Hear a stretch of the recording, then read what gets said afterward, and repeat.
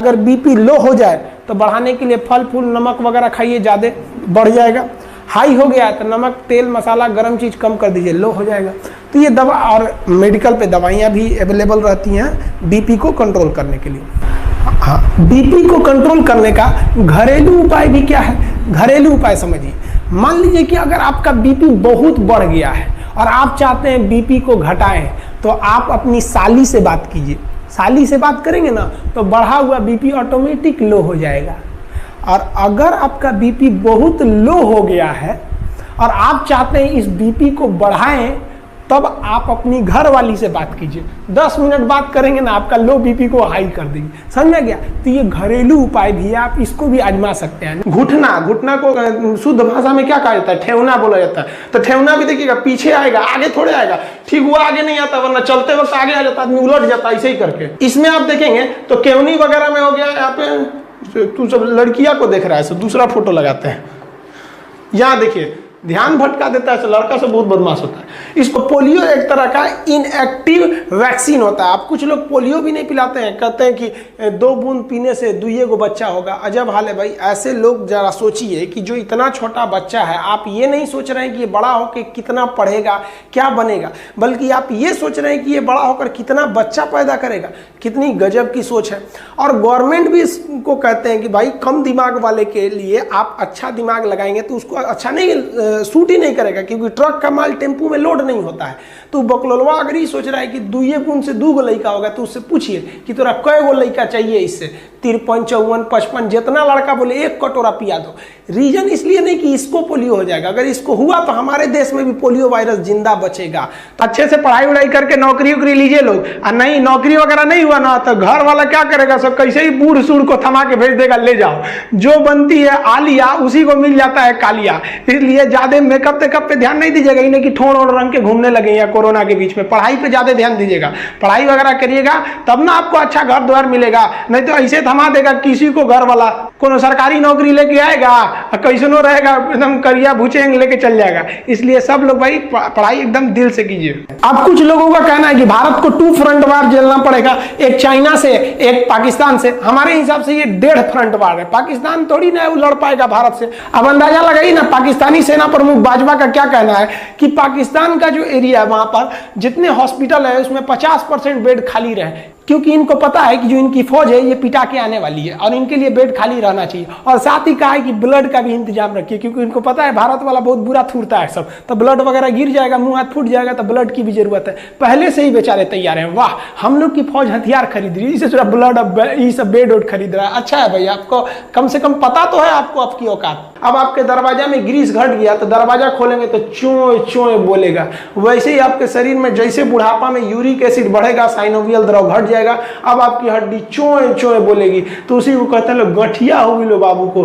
तो देखिएगा बूढ़ा बुजुर्ग आदमी को गठिया हो जाता है, घुटना में बैठिए नहीं पाता, बैठेगा तो चोए चोए करेगा, तो पकड़ के बैठेगा, अरे बाप हो, लाठी ले ले रहेगा। अब बैठ जाएगा तो उठेगा एकदम कहर कहर के। वे बुढ़ापा बड़ी खतरनाक होता है। अगर आप चिकन बनाते होंगे कुकर में और अगर 12 सीटी लगा दीजिए, जहां 12 सीटी लगा देंगे ना तो टेंडम जितना है वो गल के खत्म हो जाएगा। तो कुकर जब खोलेंगे ना तो हड्डी अलग मिलेगा, मांस अलग मिलेगा।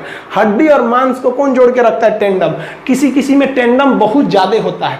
तो कोई कोई मुर्गी लाइएगा ना, बूढ़ मुर्गी, उसे सुरा का मीटवे नहीं गलता है, उसका गलबे नहीं करेगा, खींचना पड़ेगा इसे, उसको खींच के। काहे के लिए? वो बूढ़ मुर्गी का टेंडम जो है तगड़ा था, यानी हड्डी से मांस बढ़िया से पकड़ा हुआ था। समझ में आ गया? बुढ़ापा में टेंडम वगैरह गल जाता है, देखने झूल जाता है आदमी का शरीर एकदम। हाँ, हड्डियों का ज्वाइंट होता है, उसे क्या कहेंगे? लिंगामेंट। यहाँ भी लिंगामेंट होगा, यहाँ भी लिंगामेंट होगा। आजकल डॉक्टर एक टेक्निकल भाषा का प्रयोग कर रहा है। जहां ज्वाइंट से हड्डी टूट रहा है ना, तो पेशेंट को डरवाने के लिए कह रहा है, oh my God what happened with his. कहेगा इसको ना टूटा नहीं बोलेगा, नहीं कहेगा हाथ टूट गया, कहेगा लिंगामेंट टूट गया, लिंगामेंट। अब बेचारा मरीज अनपढ़, उसको क्या पता है लिंगामेंट कौन होगा, उसको लगेगा है भी कुछ टूट गई लो हमरा, कि डॉक्टर साहब बचा लीजिए। हाँ कोई बात नहीं, 1 लाख जमा कर दो। डॉक्टर वकील अगर आप नहीं जानते हैं तो बढ़िया से खाली कर लेगा सब।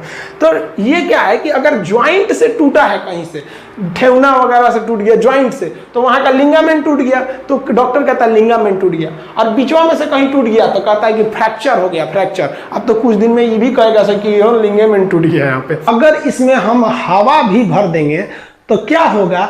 जैसे हवा अंदर जाएगा हेपेरिन वहाँ का मर जाएगा और ये सब पूरे ग्रुप में मिलकर यहाँ पर ब्लड जमा देंगे और जब जमा देंगे तो यहाँ पर मांस एकदम टाइट हो जाएगा। क्योंकि यहाँ की नसें मोटी हैं, आदमी मरेगा नहीं, हेमरेज नहीं होगा, लेकिन मांस टाइट हो जाएगा और मरीज को बहुत दर्द करेगा। अरे बाप रे बाप। तो मरीज कहेगा कि डॉक्टर साहब फूल गई लो यहाँ। तो डॉक्टर कैसे कहेगा कि गलती तो हमरे है? तो कहेगा बाबू गर्म पानी भिगा के सेकिएगा।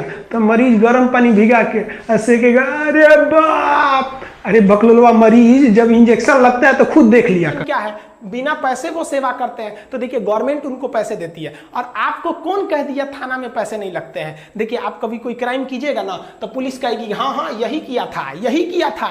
और जैसे पैसा दे दीजिएगा तो कहेगी ना ना ना ना नहीं किया था।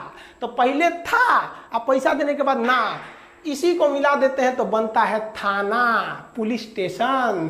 और इसमें बैठा रहता है दरोगा। द चाहे रोवो चाहे गावो, लेकिन द रो गा के द, लेकिन द उसी को कहते हैं दरोगा। चाय पत्ती के बगान में महिलाओं को ही लगाया जाता है, पुरुषों को नहीं लगाया जाता है जानबूझ के।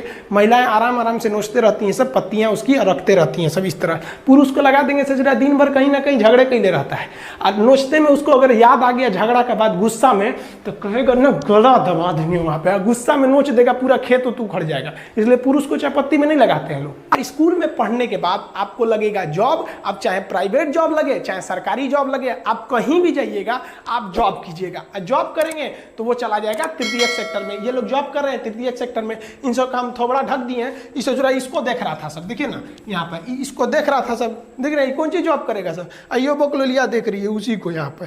तो ये सब जितना जॉब वगैरह होता है सब किस में जाता है? तृतीयक सेक्टर में जाता है। इतने कीड़े मकोड़े रहेंगे बाह्य कंकाल, जैसे बिच्छू जो होता है ना, बिच्छू में भी बाह्य कंकाल पाया जाता है। आप अगर बिच्छू को टच करिएगा तो कड़ा लगेगा वहां पर, अब जिंदे में मत टच कर दीजिएगा नहीं तो आपको कड़ा कर देगा वो। तो ये बाह्य कंकाल होते हैं, इनके शरीर में ये थोड़ी मदद करता है। जितने भी इंसेक्ट है, खटमल को मारिएगा ना, ऐसे खटमल मारिएगा तो देखिएगा ना कड़ा लगता है। मच्छर वगैरह जितने होते हैं, आपको मच्छर काटेगा, ऐसे मच्छर मारिएगा ना तो देखिएगा कभी कभी मच्छरवा का यहाँ फोटोकॉपी हो जाता है और मच्छरवा भाग जाता है, कहता है मार रहा है सूत जो, तो फिर आके काटेगी। क्यों? क्योंकि उसके बाहर कंकाल होता है। लेकिन मच्छर इतना छोटा है, औकाते भर ना उसकी भी मजबूती रहेगी, क्या बुलेट प्रूफ थोड़े ना हो जाएगा। अब जो नारियल पानी हम लोग पीते हैं पटना में, वो केरला में मिलता है 10 रुपए का। केरला से एक ट्रक अगर पटना आता है तो 1 लाख रुपया वो किराया लेता है। अब आप बताइए कोई व्यापारी है जो नारियल पानी मंगा रहा है, वो तो केरला में खरीदा है 10 रुपये के हिसाब से। अब जब पटना लाएगा तो 1 लाख रुपया किराया दिया है वो ट्रक का, आपको 10 रुपये में देगा? नहीं देगा। तो गरीब आदमी सोचता है कभी हम भी नारियल पानी पीते। इसमें उस गरीब की कोई गलती नहीं है, ना ही उस व्यापारी की गलती है। गलती है तो हमारे नीति निर्देशकों की गलती है, जो नीति बनाते समय ऐसी नीति नहीं बनाते हैं जो अगले 1000 साल तक सक्सेस हो सके।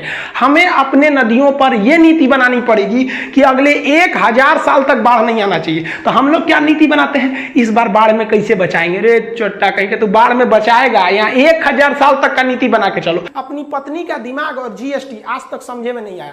खैर इसको हम आपको समझा देंगे।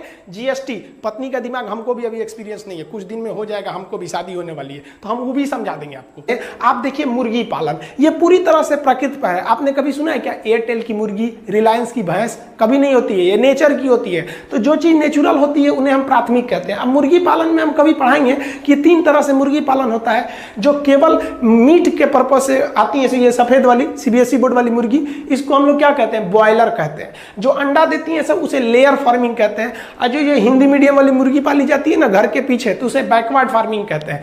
तो ये क्या है? प्रकृति पर निर्भर है। तो ये सब प्राथमिक क्षेत्र में आएंगे।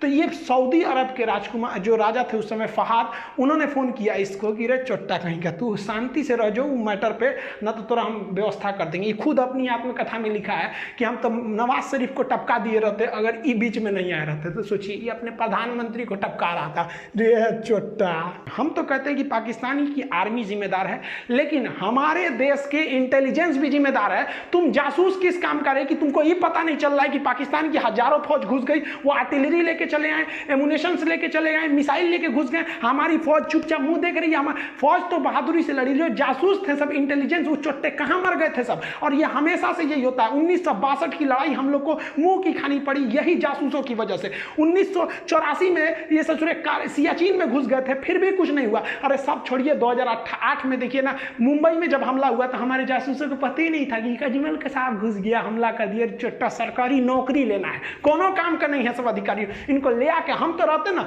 वहां पे, हमारे पास पावर रहता ना, हम तो जितने अधिकारी हैं ना ससुरन को जिस तरह से पाकिस्तानियों को भूने थे ना उस तरह भून देते ससुरा। तुम क्या कर रहा है? क्योंकि हम युद्ध जीत सकते हैं। हमारे इतिहास में एक और शौर्य गाथा लिखी जा सकती है, लेकिन उन माओ की गोद जो सुनी हो गई करगिल की लड़ाई में, उन्हें हम कभी नहीं लौटा सकते उन चोट्टे जासूस इंटेलिजेंस वालों की वजह से। बस नौकरी हो गया ना, सरकारी नौकरी, अब कौन जरूरत है जासूसी करने का? मेहरारू संगे घूमो, हम लोग हाँ कैसी हो दे